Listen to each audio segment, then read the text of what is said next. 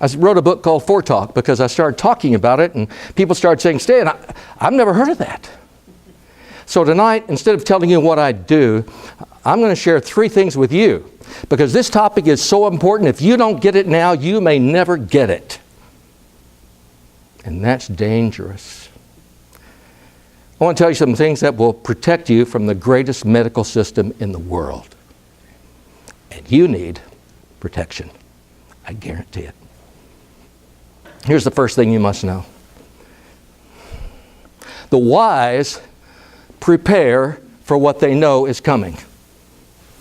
Simple truth, isn't it? Have you ever done a speech when you didn't prepare? How'd that go? Well, the tragedy is if it went well, you probably tried it again, right? That's what we do. Hey, man, I'm really good. I just walked through another one. Then one day it catches up with us. There are so many families trying to wing it with something they know is coming. The truth is, you will spend time in a hospital. You will spend time in a hospital. When I asked, 28% of a survey from the New York Times said, we want to die at home. Never happens anymore.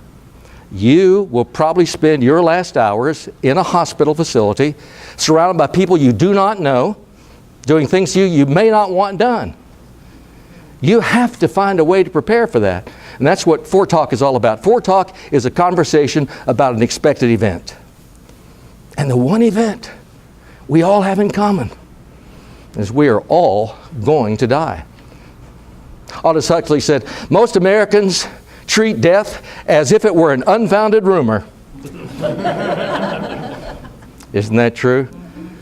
And because of that, we are totally unprepared. You walked into the hospital recently with a friend or a family member or yourself. They said, do you have a living will? And you said, yeah. Do you know where it is? Sure.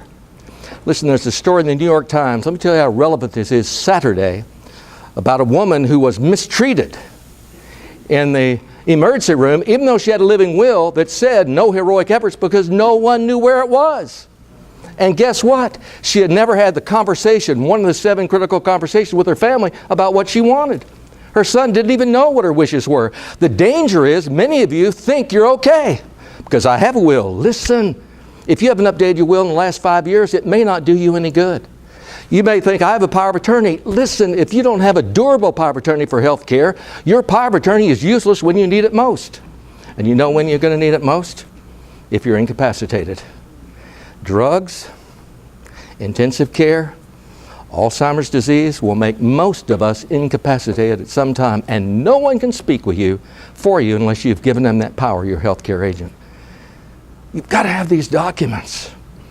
You have to prepare. So I wrote the book to try to explain that so people will understand it in easy language.